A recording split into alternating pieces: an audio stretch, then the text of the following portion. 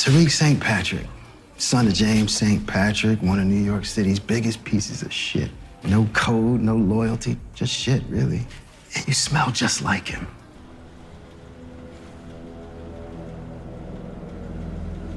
So you know, it's not just Nico. We are doing God's work.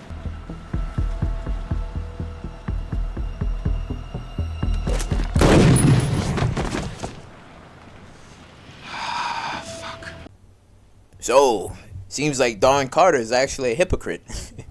Because for today's topic at hand is going to be me talking about a couple of things and I guess going over the facts and details of what this man actually did in the last episode. Because, again, this man he's a hypocrite because he killed Kamal. And his whole principle and philosophy is he wants to police crime and criminals. So it's like he gets pissed off at what Zion did because Zion killed an innocent. He's like, we don't do that around here. We don't kill innocents. But it's like he killed Kamal. So it does make us wonder as well how many other innocent people he actually killed along the way just for him to become the way that he is. Because again, when he was talking with Kamal and he was just like, you got to become like these animals, like these animals, like these beasts in order for you to like maintain them, to fight against them. And again, it was his way of handling things. And it also makes us wonder about a couple of things too, because I mentioned in my previous video where I said that if James St. Patrick was alive, did he wanted to like arrest him, or did he want him to kill him? Did he want to kill him? Sorry. And I was like, now that I think about it, and now that what I'm seeing, I'm like, what if that wasn't the case? Because Zion was already, the way he was, right? And despite the information that we got that Davis was the one that got him off of a RICO charge, right? He got him off of the RICO charges. And then I guess Zion was still, doing his criminal activity. But then I guess the person that was like really also in the shadows as well, I guess watching the entire thing, was Carter. And then I guess Carter kept him out of prison, and he was just like, well, you give me a cut of what you got and I keep you out of prison.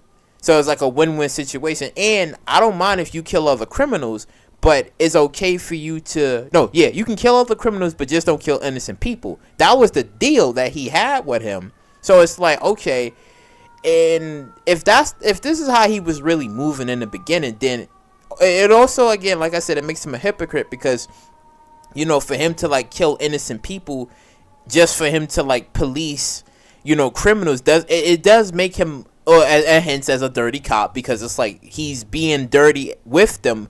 But it's more on the side of, he thinks in his mind that he's doing a good job of maintaining crime, but he doesn't realize that he's sort of siding with the criminals that he's, I guess, attempting to put away or kill. Right, and it just makes him just as dirty and as guilty as what they do. They commit murder and sell drugs, and he's just going along with it like, well, I'm an overseer towards that. Even though they're killing other criminals, I'm just there to like compensate and just get the money. So it's like he's basically going against the principle that we've all known in Power, because everybody had like they different reasons from what we seen in the original Power. Like for instance, Mike Sandoval, because Mike Sandoval, he had a child, and he was working with Lobos, and Lobos was like, well, I need you to handle a couple of things for me, or otherwise your family's dead. So it was all a matter of time until Mike Sandoval was going to get found out by Angela in the original task force, right? And it was like, oh, technically James St. Patrick didn't kill Greg, it was actually Mike that did it. So that's when they had him arrested for something that he did, and his death was how it was in that time. But it's like with Carter, it's going to be really interesting. It's going to be so interesting to see like the downfall of him, because it's only going to be a matter of time until he gets exposed. Because you look at his task force, right? You look at Detective Lewis, and then you got Nico, right?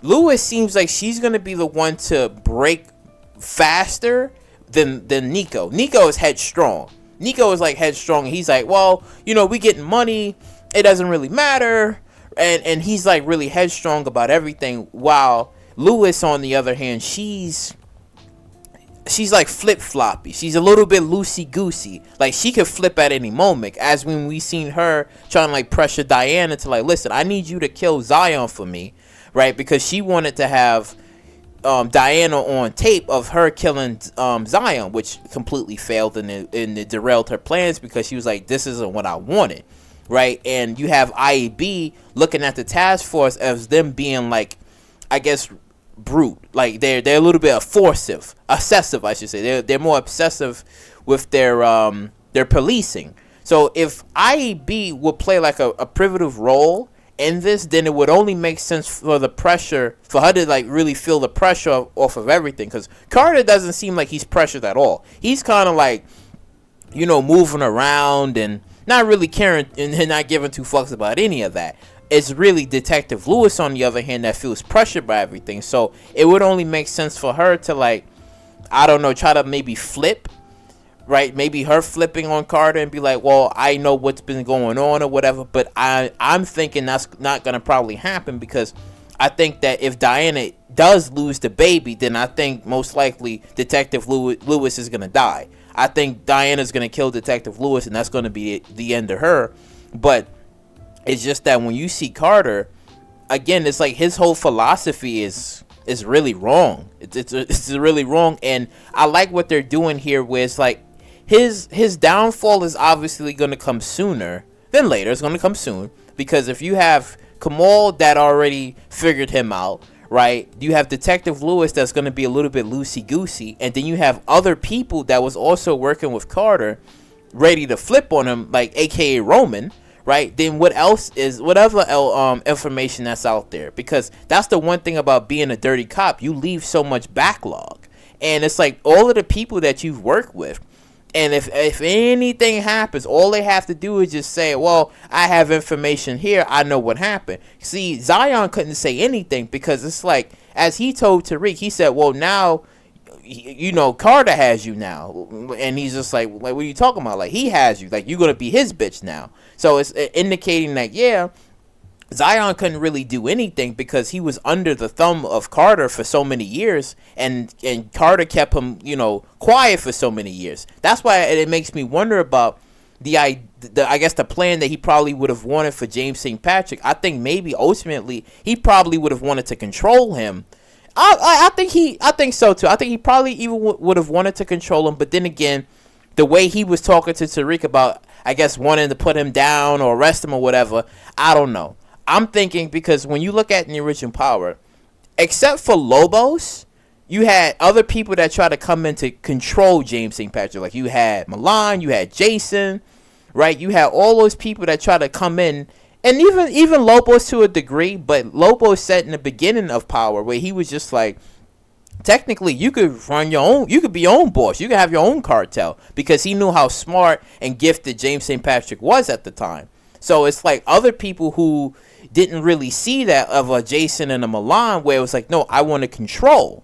And we know how control goes in Power. It doesn't last that long, and somebody ends up dead. The controller ends up dead. So that's why I'm guessing from Carter's perspective, I guess he probably would have wanted to control a guy like James St. Patrick rather than him, just, doing the things that he did. And it was pissing him off to know that he probably never got the chance to probably control him and maybe use him. Like, well, if he's making all this money, right, I can control you. We can cut down on the innocent people and the lives that was lost, and we can all make money. But I guess it never really happened that way. So that's why I said Carter's downfall is going to be quite interesting, because I still believe that Tariq it's going to be a team effort, because I think it's going to be Tariq, Monet, and I would have probably assumed Rashard Tate as well, because again, his brother died. So that's only going to fuel his fire even more, to being like, okay, what happened to my brother? Like, who killed him or whatever? And Carter's playing dumb at the moment, because he's like, well, we're going to find the guy that actually killed your brother, but we all know he was the one to have pulled the trigger on that. So again, it's a lot of these things that I like. I just wish that we would have had like a little bit more from Carter, because again, I like it. He's good. He's showing that excessive force. He's showing like he has that aura. He's that guy. I just wish that there was more for us to see and dissect a little bit more, because I just wish we had just a little bit more on, I guess, like the relationship between Zion and Carter. I mean, we known, for I guess years and years and years that Carter kept Zion out of prison, and it would make sense as to why Zion was more of a shadow figure. He was never really put out there like the major hits, like the Jimenez cartel, Ruiz, Ghost and Tommy, Kane, and like all of those original guys. It was just like they was put out there in the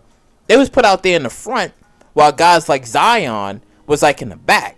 He was like kind of like chilling in the back doing his own thing, while Carter was just, I guess, also doing his own thing, but supporting him as well, and I guess other people that he was able to control as well. So it's quite interesting. It's quite interesting to see all of this starting to now come into light. But again, I just wish we would have like a little bit more time to like really flesh out the story, because again, they moving at a good pace with Carter, but we know we could have had a lot more. But it is what it is. But comment down below on what you guys think of the downfall of Don Carter, and who do you think is probably going to turn on him first? Because it's looking really interesting to see like all these twists and turns happening right now. And again, all eyes is on Carter at the moment.